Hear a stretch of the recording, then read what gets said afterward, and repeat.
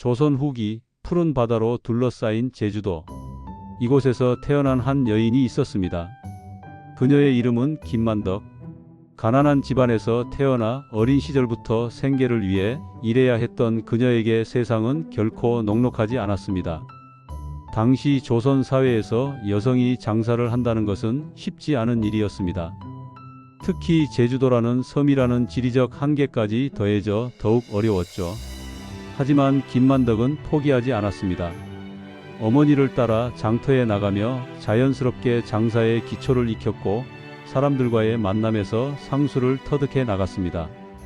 그녀는 단순히 물건을 사고 파는 것에 그치지 않았습니다. 사람의 마음을 읽고 필요한 것이 무엇인지 파악하는 능력이 뛰어났죠. 제주도 특산물인 감귤과 말총, 전복 등을 육지로 내다 팔고 육지의 쌀과 면직물을 들여와 파는 중개 무역에 눈을 뜨게 됩니다. 여성이라는 사회적 제약을 뛰어넘기 위해 김만덕은 남다른 노력을 기울였습니다. 신용을 가장 중요하게 여겼고 약속은 반드시 지키는 상인으로 명성을 쌓아갔습니다. 점차 그녀의 상제는 제주도를 넘어 육지까지 알려지게 되었고 마침내 조선 최고의 거상 중 한 명으로 자리매김하게 됩니다. 김만덕의 장사 수완은 정말 뛰어났습니다. 그녀는 시장의 흐름을 읽는 눈이 있었고 언제 무엇을 사고 팔아야 하는지 정확히 알고 있었죠.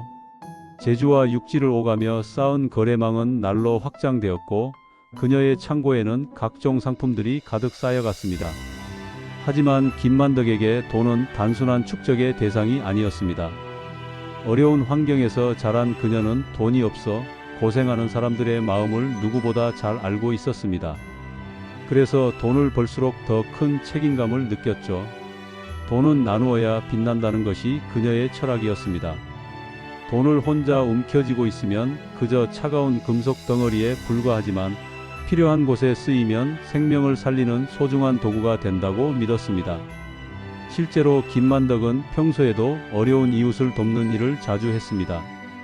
가난한 집 아이들의 학비를 대주고 병든 사람의 약값을 내주는 것은 일상다반사였죠.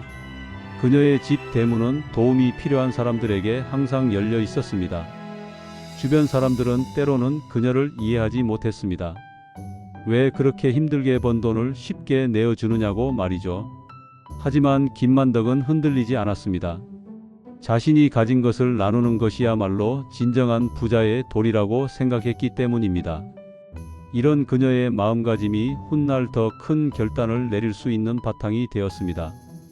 조선 후기 어느 해 하늘이 무너져 내리는 듯한 재앙이 제주도를 덮쳤습니다. 봄부터 비가 내리지 않더니 여름에는 극심한 가뭄이 이어졌습니다. 가을이 되어도 상황은 나아지지 않았죠. 농작물들은 말라 죽어가고 바다마저 메말라 보였습니다. 제주 백성들의 얼굴에는 절망이 가득했습니다. 곡식은 바닥이 났고 먹을 것을 찾아 산과 들을 헤매도 풀뿌리조차 찾기 어려웠습니다. 어린아이들의 울음소리가 섬 전체에 메아리 쳤고 노인들은 하나둘 세상을 떠나기 시작했습니다. 특히 제주도는 섬이라는 특성상 육지에서 구호물자를 받기가 어려웠습니다. 바다가 거칠면 배가 다닐 수 없었고 설령 배가 온다 해도 터무니없이 비싼 값을 치러야 했죠. 가뜩이나 가난한 백성들에게는 그마저도 꿈같은 일이었습니다. 거리에는 뼈만 남은 사람들이 비틀거리며 걸어 다녔습니다. 장터는 텅 비었고 평소 활기찼던 포구도 적막했습니다. 사람들은 하루하루를 버티는 것만으로도 힘겨워했죠. 아사자가 속출하면서 섬 전체가 죽음의 그림자에 휩싸였습니다. 살아남은 사람들마저 언제까지 버틸 수 있을지 알 수 없는 상황이었습니다. 이때 제주 백성들이 마지막 희망으로 바라본 사람이 있었습니다. 바로 김만덕이었죠. 하지만 과연 그녀가 이 절망적인 상황을 바꿀 수 있을까요? 흉년의 참상을 목격한 김만덕의 마음은 찢어질 듯 아팠습니다. 길거리에서 굶어 죽어가는 사람들을 보며 그녀는 더 이상 가만히 있을 수 없었습니다. 평생 모아온 재산, 그 모든 것을 내놓기로 결심했습니다. 하지만 이 결정은 결코 쉽지 않았습니다. 가족들은 극렬히 반대했습니다. 전 재산을 다 내놓으면 우리는 어떻게 살라는 거냐며 눈물로 호소했죠. 친척들과 가까운 사람들도 한결같이 말렸습니다. 착한 마음은 알겠지만 이건 너무 무모하다고 했습니다. 심지어 일부 사람들은 여자가 나서서 할 일이 아니다라며 비난하기도 했습니다. 당시 사회 통념으로는 여성이 이런 큰 결정을 내리는 것 자체가 이상하게 여겨졌거든요. 하지만 김만덕의 의지는 흔들리지 않았습니다.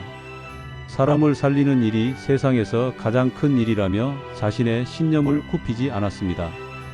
밤새도록 고민하며 씨름했지만 결론은 늘 같았습니다.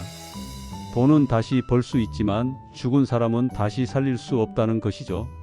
김만덕은 가족들을 향해 이렇게 말했습니다. 우리가 굶어 죽지는 않을 것이다. 하지만 지금 당장 도움이 필요한 사람들은 오늘 밤을 넘기기도 어렵다. 내가 가진 것으로 이들을 살릴 수 있다면 그것이야말로 하늘이 내게 준 사명이 아니겠느냐. 결국 그녀는 창고 문을 열기로 최종 결정했습니다. 그 순간 김만덕은 단순한 거상에서 제주 백성들의 어머니가 되었습니다. 김만덕이 창고 문을 연 그날 제주도 역사상 가장 감동적인 장면이 펼쳐졌습니다. 그녀의 창고에는 오랜 세월 모아온 쌀과 보리, 조 등 각종 곡식들이 산더미처럼 쌓여 있었습니다. 이 모든 것을 굶주린 백성들에게 나누어 주기로 한 것입니다. 소문은 삽시간에 퍼졌습니다. 김만덕이 자신의 전 재산을 풀어 백성들을 구하겠다고 나섰다는 이야기가 제주 곳곳에 전해졌죠. 반신반의하던 사람들이 하나둘 그녀의 집 앞으로 몰려들었습니다. 김만덕은 체계적으로 구호 활동을 펼쳤습니다. 가장 급한 사람부터 도왔는데 어린아이가 있는 가정, 병든 노인이 있는 집, 혼자 사는 과부나 호라비를 우선적으로 돌보았습니다. 단순히 곡식만 나누어 준 것이 아니라 죽을 끓여서 직접 먹여주기도 했습니다. 그녀의 집은 마치 무료 급식소가 되었습니다. 아침부터 저녁까지 사람들이 끊이지 않았고 김만덕은 잠시도 쉬지 않고 사람들을 돌보았습니다. 때로는 밤늦게까지 아픈 사람들을 간호하며 따뜻한 말 한마디를 잊지 않았죠. 더욱 놀라운 것은 그녀가 차별 없이 모든 사람을 도왔다는 점입니다. 신분의 높고 낮음을 가리지 않았고 평소 자신을 비난했던 사람들까지도 똑같이 대했습니다.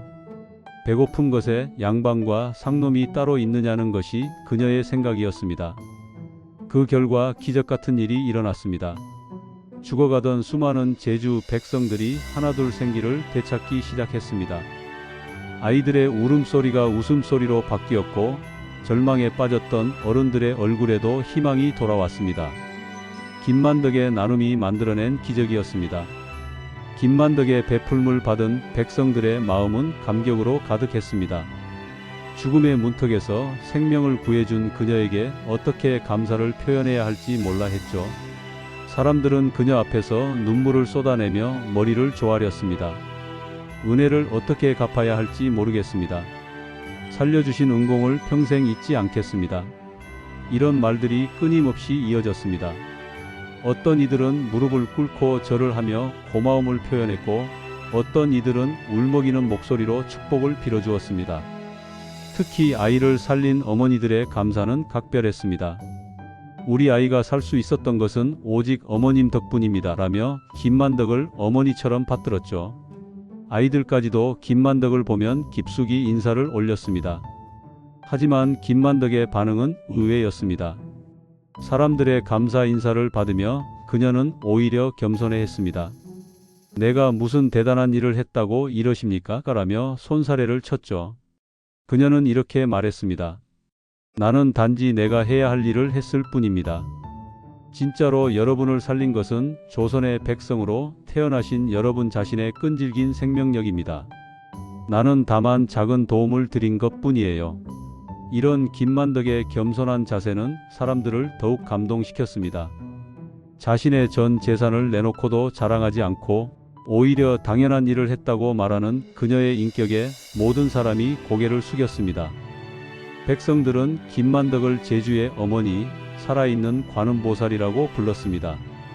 그녀의 이름은 제주도 구석구석까지 전설처럼 퍼져나갔고 사람들은 그녀의 이야기를 자손들에게 대대손손 전해주겠다고 다짐했습니다. 김만덕의 선행은 제주도를 넘어 한양까지 알려지게 되었습니다. 제주 목사가 조정에 올린 장계를 통해 그녀의 이야기가 정조 임금의 귀에까지 들어간 것입니다. 한 여성이 자신의 전 재산을 털어 수많은 백성의 목숨을 구했다는 소식은 궁중에 큰 화제가 되었죠. 정조 임금은 김만덕의 행적을 듣고 크게 감동했습니다. 과인도 백성을 사랑한다고 하지만 저 여인만큼 실천하지는 못했구나라며 감탄했다고 전해집니다. 임금은 즉시 김만덕을 포상하라는 명을 내렸습니다. 당시 조선 사회에서 여성이 나라로부터 공식적인 인정을 받는 것은 매우 드문 일이었습니다. 특히 상인이라는 신분으로는 더욱 그랬죠. 하지만 김만덕의 경우는 달랐습니다. 그녀의 행위가 워낙 숭고했기 때문에 신분과 성별을 뛰어넘어 인정받을 수 있었던 것입니다. 조정에서는 김만덕에게 특별한 은전을 베풀었습니다.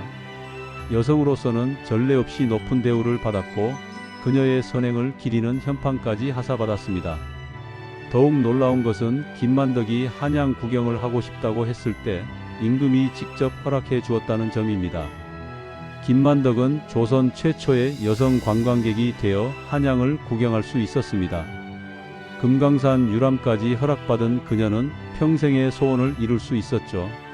이는 당시로서는 상상할 수 없는 파격적인 대우였습니다. 그녀의 이름은 조선 왕조실록에까지 기록되어 역사에 영원히 남게 되었습니다. 한 여인의 숭고한 희생정신이 시대와 신분의 벽을 뛰어넘어 인정받은 것입니다. 김만덕은 이제 조선 역사상 가장 존경받는 여성 중 한 명이 되었습니다. 김만덕이 우리에게 남긴 교훈은 시간이 흘러도 색바래지 않습니다. 그녀는 부를 쌓는 것보다 나누는 것이 더 큰 가치라는 것을 몸소 보여주었습니다. 돈은 모으기 위해 존재하는 것이 아니라 필요한 곳에 쓰이기 위해 존재한다는 진리를 실천으로 증명한 것이죠. 오늘날 우리 사회에서도 김만덕과 같은 정신이 절실히 필요합니다. 경제적 불평등이 심화되고 개인주의가 팽배한 현실에서 그녀의 나눔 정신은 더욱 빛을 발합니다. 자신만을 위해 살기 쉬운 세상에서 타인을 위해 희생할 수 있는 마음가짐이야말로 진정한 부자의 품격이라는 것을 보여줍니다. 특히 인생의 연륜이 쌓인 시니어 세대에게 김만덕의 이야기는 특별한 의미를 갖습니다. 평생 열심히 일하며 모은 것들을 어떻게 의미 있게 활용할 것인가에 대한 귀중한 답을 제시하기 때문입니다. 후손들에게 물질만이 아닌 정신적 유산을 남기는 것의 중요성을 일깨워 줍니다. 김만덕은 단순히 자선을 베푼 사람이 아닙니다. 그녀는 진정한 리더십이 무엇인지 보여준 사람입니다. 위기의 순간에 앞장서서 희생하고 결과에 대해 자랑하지 않는 겸손함까지 갖춘 완전한 리더의 모습이었죠. 그녀의 이야기는 오늘날까지 나눔과 봉사의 상징으로 계속 회자되고 있습니다. 제주도에는 그녀의 정신을 기리는 기념관이 세워져 있고 매년 많은 사람들이 그녀의 발자취를 찾아옵니다. 김만덕의 삶은 어떻게 살 것인가에 대한 영원한 화두를 던져주며 후세에 남길 삶의 본보기로 길이 기억될 것입니다.